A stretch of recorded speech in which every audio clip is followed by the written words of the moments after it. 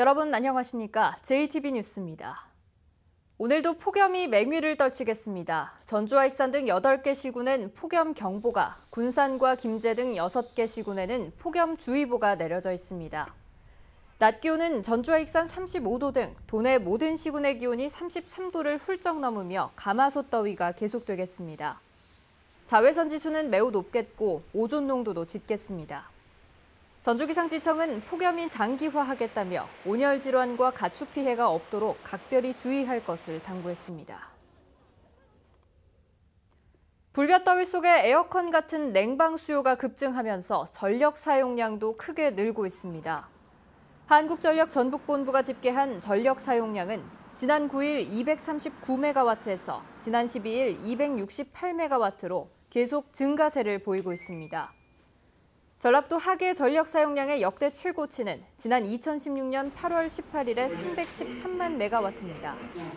한전 전북본부는 다음 달 중순까지 전력 사용량이 급증할 것으로 내다봤지만 현재까지는 전력 부족을 걱정하지 않아도 된다고 밝혔습니다. 익산 왕궁축산단지에서 나오는 각종 오염물질 때문에 새만금의 오염원으로 지목된 주교제가 생태습지로 복원돼 시민 휴식 공간으로 거듭났는데요.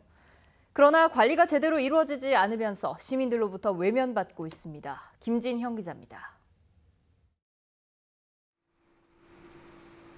지난해 생태습지로 거듭난 주교제입니다. 조수지 바닥에 쌓인 오염물질은 제거됐고 주변을 따라 산책로가 조성됐습니다. 그러나 시민들이 이용해야 할 산책로는 어른 허리만큼 자라난 풀이 자리를 차지했습니다. 아예 이용이 불가능한 곳마저 어렵지 않게 찾아볼 수 있습니다. 이곳 역시 풀로 무성하게 뒤덮여 있다 보니 산책로란 말이 무색할 정도입니다. 산책로 2km 전체가 풀로 뒤덮였습니다. 1년 전 준공 당시와 비교하면 엉망인 관리 상태가 분명하게 드러납니다. 관리가 제대로 이루어지지 않으면서 주민들이 찾지 않는 공간이 됐습니다. 작년도 초에는 많이 다녔어요. 올해는 지금 거의 없습니다. 쭉 다닐 수가 없어요, 산책로를 저쪽을. 절로 약간 이렇게 산책로를 가게 돼 있거든요. 근데 저기 풀이 나고 못 다녀요, 저쪽. 익산시는 예산 부족으로 1년에 2번 정비를 할 수밖에 없어 빚어진 일이라는 해명입니다. 많이 하면 좋은데요. 예산이 이렇게 넉넉하지 않기 때문에 2번 정도 하고 있어요. 6월달이나 7월달 정도 한번 하고요. 추석 명절 전에 한번 하고 있고. 익산시가 새만금 수지를 살리고 시민들에게 휴식 공간을 제공하기 위해 130억 원을 들여 주교제를 생태습지로 복원했습니다. 막대한 돈을 쓰고도 시민들로부터 외면받는 공간이 되지 않도록 철저한 관리가 필요해 보입니다. JTB 뉴스 김진영입니다. 진안군이 북위산 정상 부근에 천문대를 짓겠다며 무리하게 도로 개설을 추진하고 있습니다. 보전 가치가 높은 산 정상부에는 도로를 내지 말라고 환경청이 재조정을 요구했는데 진안군은 도로 번호만 바꿔서 도로 계획을 고시해 마찰을 빚고 있습니다. 하원호 기자입니다. 백두대간의 금남 호남 정맥이 지나는 진안 북위산입니다. 수풀로 우거진 산 정상부까지 임도가 개설되면서 붉은 속살이 그대로 드러나 있습니다. 북위산 천문대 건립을 추진 중인 진안군이 이곳에 농어촌 도로를 만들겠다며 새만금지방 환경청에 전략 환경 영향 평가를 요청했습니다. 새만금 환경청은 보전 가치가 높은 산림 생태계 지역에 개발 사업을 전제로 도로를 내는 건 바람직하지 않다며 재검토를 요구했습니다. 하지만 진안군은 207호선을 줄이는 대신 해당 구간을 협의 당시에는 없었던 새로운 도로 344호선으로 지정해 도로 계획을 고시했습니다. 환경청과의 협의를 무시한 채 같은 도로를 분할해 고시하는 방식으로 꼼수를 부린 겁니다. 협의 당시 없던 번호가 하나가 만들어져가지고 그게 그 별빛공원 쪽으로 가는 쪽으로 이렇게 고시를 했더라고요. 하향 조정한 게 맞지만 사실상 하향 조정한 걸로 볼 수가 없는 거죠. 새만금 환경청은 전라북도에 진안군을 감사하고 시정 명령 조치를 내려달라고 요청했습니다. 하지만 진안군은 이미 임도가 개설돼 있는 만큼 문제가 없다는 입장입니다. 기존 임도를 활용한 농어촌도로 지정은 가능한 걸로 제시를 해줘서 제가 그 부분을 반영해서 승인한 사항입니다.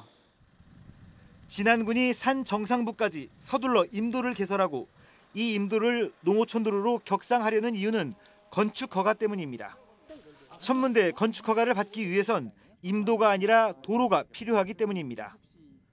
진안군은 농어촌도로 개설이 북이산 천문대와 관계없이 농민들의 임산물 채취 등 영농 편의를 위한 것이라고 주장하지만 이미 이곳에는 잘 포장된 임도가 조성돼 있어 진안군의 주장은 설득력이 떨어집니다. 새만금 환경청과 환경단체는 북이산 천문대 건립사업 자체를 반대하고 있습니다. 생태축을 위반하는 사업이, 훼손하는 사업이 바로 그 천문대 사업이고, 그 사업을 위해서 도로를 생태축을 위반하면서까지 훼손하면서까지 도로를 내는 것 자체가 위법한 일이다. 저희는 그렇게 보는 거고요. 마이산 케이블카에 이어 북이산 천문대까지 진안군의 무리한 개발 사업이 곳곳에서 파열음을 내고 있습니다. JTB 뉴스 하원호입니다. 전주시가 불법 주정차 차량을 단속한다며 시내버스에 단속 카메라를 설치했습니다. 단속 장비 구입에만 2억 원이 넘게 들어갔는데 넉 달 동안 과태료 부과 건수는 한 건도 없습니다. 어떻게 된 사정인지 오정현 기자가 보도합니다. 버스 승객이 승하차할 때 이용하도록 도로에 설치된 버스 베이에 승용차 한 대가 멈춰 있습니다. 전주시는 버스 베이에 주정차된 차량을 적발한다며 단속 시스템을 구축했습니다. 이미 구청에서 13대의 차량을 이용해 주정차 차량을 단속하고 있는데도 추가로 2016년 2억 7천만 원을 들여 시내버스 10대에 탑재형 카메라를 설치했습니다. 그러나 올해 4월부터 단속에 들어갔지만 과태료를 한 건도 부과하지 못하고 있습니다. 시내버스의 탑재형 카메라 단속이 실제 단속 방법과 맞지 않기 때문입니다. 구청 직원이 단속할 때는 10분 동안 시간을 주고 사이렌을 울리거나 문자 알림 서비스를 통해 주정차 차량을 이동하게 하고 그래도 안 되면 적발합니다. 하지만 운행 중인 버스의 탑재형 카메라로는 이런 행위가 가능하지 않고 단순히 버스베이의 주정차 사실만 확인할 수 있어서 과태료를 부과할 수 없습니다. 우리 인력으로 할 때는 아까 현장을 고려해서 아까 승하차 할 수도 있고 잠깐 물건 내려줄 수도 있는데 그런 것은 계도하고 지나가는데 기계로 했을 때는 그런 인식이 안 되고 결국 실제 단속이 어떻게 이루어지는지 면밀한 검토도 없이 3억 원에 가까운 예산을 들여 덜컥 장비만 설치해놓고 아무 효과를 내지 못하고 있는 겁니다. 버스가 지나가면서 이제 외부적으로 안내를 할 수 있는 시스템을 첨가하던가 아니면 그걸 재고해보던가 그래야 될 시점인 것 같은데요. 전주시는 아직까지 버스 탑재형 단속 카메라를 어떻게 활용할지에 대해서 해법을 찾지 못해 애물덩어리로 전락할 처지에 놓였습니다. JTB 뉴스 오정현입니다. 민선 7기 시장 군수의 핵심 정책과 운영 구상을 살펴보는 시간입니다. 오늘은 관광객 500만 명, 예산 5천억 원 시대를 열겠다는 황숙주 순창 군수를 만나봤습니다. 송창용 기자입니다. 6.13 지방선거에서 또 한 번 국민의 선택을 받아 3선에 성공한 황숙주 순창 군수. 황 군수는 민선 7기 비전을 관광객 500만 명, 예산 5천억 원 달성으로 정했습니다. 먼저 관광객 500만 명 유치를 위해 체계산 중턱에 구름다리를 놓는 섬진강 뷰라인 연결 사업을 추진한다는 계획입니다. 강천산에 동굴형 체험관과 수체험센터를 건립하고 밤에도 관광객이 찾을 수 있도록 야간 명소화 사업을 추진할 예정입니다. 700억 정도 안 되는데 관광객이 500만 명이 와서 10,000원씩만 쓰면 500억입니다. 500만 명이 2만 원씩 쓴다면 1,000억이 돼요. 지역 경제를 활성화하기 위한 다양한 구상도 내놓았습니다.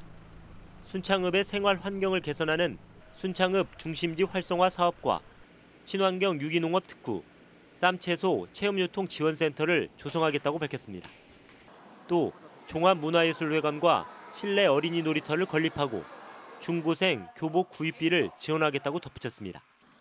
이들 사업을 원활하게 추진하기 위해 올해 3,700억 원인 예산을 임기 안에 5천억 원까지 끌어올린다는 계획입니다. 우리 순창에서 살고 있는 국민들이 넉넉하게 좀 살 수 있는 그런 예산 규모는 지금 4천억을 넘어서 5천억 정도는 돼야. 황 군수는 이들 사업을 통해 순창을 더욱 살기 좋은 고장으로 만들어 인구를 3만 명에서 4만 명으로 늘리겠다고 밝혔습니다. JTB 뉴스 송창용입니다. 전 세계 태권도인의 우정과 화합의 한마당인 세계 태권도 문화 엑스포가 무주에서 개막했습니다.